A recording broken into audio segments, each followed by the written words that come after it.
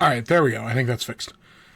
So, while I don't have Pickle Pepsi, which, God, that sounds fucking awful, I do have a can of Fruity Pebbles flavored Liquid Death, which is a serial criminal flavored sparkling water. Fruity Pebbles Liquid Death. Fuck, I mean, it's got to be better than Pickle Pepsi. At least it's got to be better than that.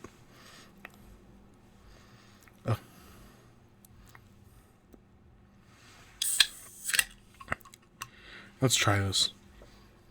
It smells like Fruity Pebbles. I'll give it that. I do smell that smelly smell. Taste-wise, though,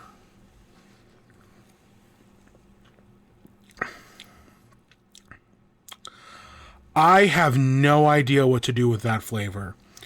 Like, it tastes... I mean, I guess it does taste like Fruity Pebbles. But it also kind of tastes lemony? It's... Maybe that's lemon. Like, I taste Fruity Pebbles. I taste like a lemon. And then there's something else there. He's the go. Now, I'm not going to watch him right now on stream. I barely can get away with watching the Marble League. I can barely get away with that. Which, oh my gosh, they're doing, Underground Marble Fight Club. Oh boy. That's going to be interesting to see.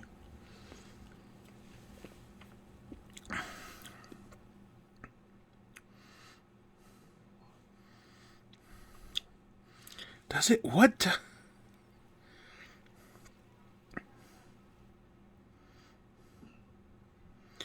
There's... Okay, how Underground Marble Fight Club works is... And this has been an event in the Marble League.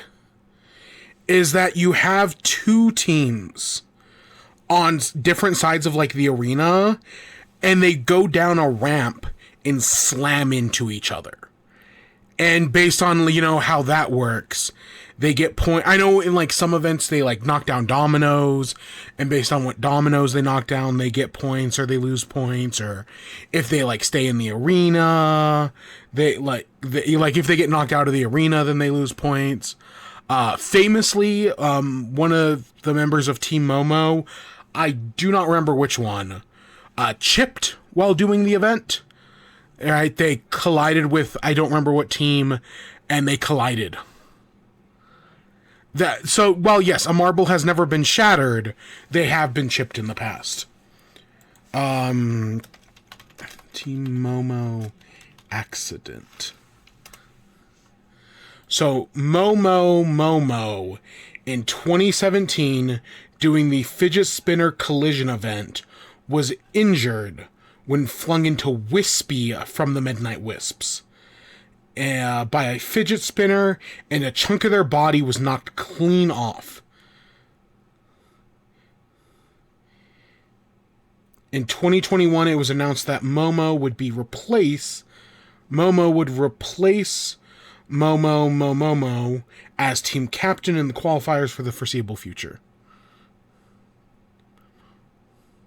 Name. So yeah, that happened a long... I remember... Okay, I don't remember when that happened, because I wasn't around then. But I remember hearing about it. Like, when I first got into it, it was like, oh yeah, this famous moment. You know, a chunk of Momo's body. Yeah. It's just one of those crazy stories that, you know, you hear about when you get involved in the league. Like, everybody knows it. I just don't remember the names.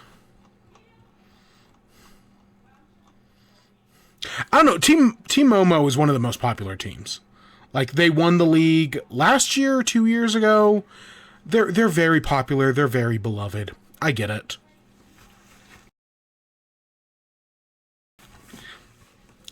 Yeah, should I just become should I just say fuck it and become a commentary guy? You'd be surprised. Again, it was on Last Week Tonight with John Oliver. But I was watching a Astral Spiff video recently, and while they were waiting on the game to load, he was watching the Marble League. It was an old video. It was like a video from a few months ago. But yeah, no, I'm not the only. There are plenty of people. There's this one guy on TikTok who, even though I've never seen them talk about the Marble League, in the background of all their videos, they have a Marble League banner. It's more popular than you think. It's what? I'm not going to say 1 million subscribers, but if they're at 1 million subscribers, I wouldn't be surprised.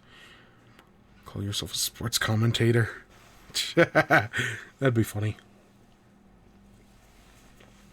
Better than my days commentating Smash Bros, I'll tell you that. Yeah, no. If I ever just say fuck it, I'll just become a commentary channel. I'll go on TikTok and watch cat video compilations. The only difference is, though, I'm not going to be a whatever the fuck her name is, and I'm actually going to give commentary. If I ever sell out and become a commentary channel, I'm actually going to give commentary. I think Sniper Wolf, it's probably Sniper Wolf, where she just watches the video blank-faced for like 20 minutes, and people only click on it because their boobs are out. Like, if I sell out and become a commentary channel, then I'm gonna make I'm gonna actually do commentary.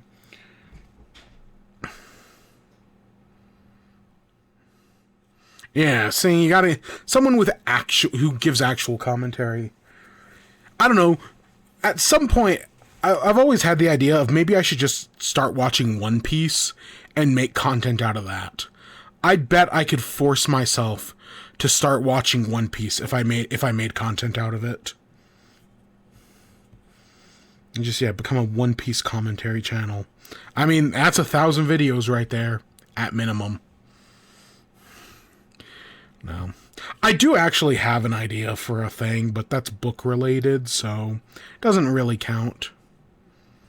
Yeah, I remember the whole Jax Films thing. I do. So, for tonight's show, though, for this podcast... Right? Oh, yeah, that's fucking crazy. That was fucking crazy. Yeah, I've totally seen that.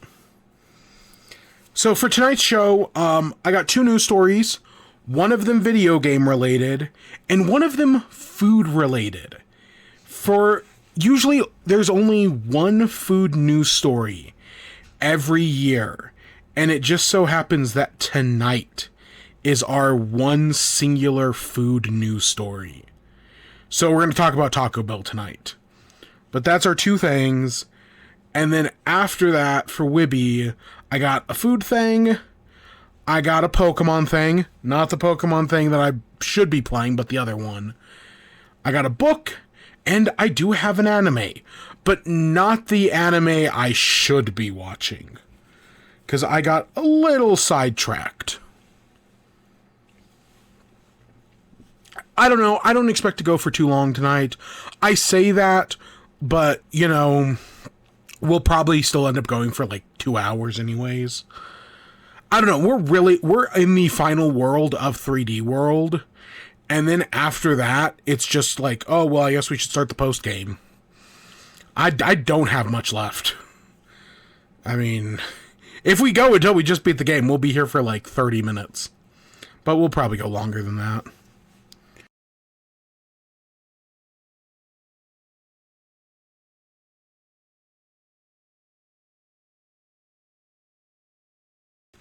I still cannot figure out for the life of me what this other flavor is. I don't want to say it's bad. I don't want to say Liquid Death Fruity Pebbles is bad. But I don't know if I'd recommend it either. I do not watch them, but I have seen some of their stuff in the past. No. Oh my god. I have not owned a jacket. Like, I know my model has a jacket on it.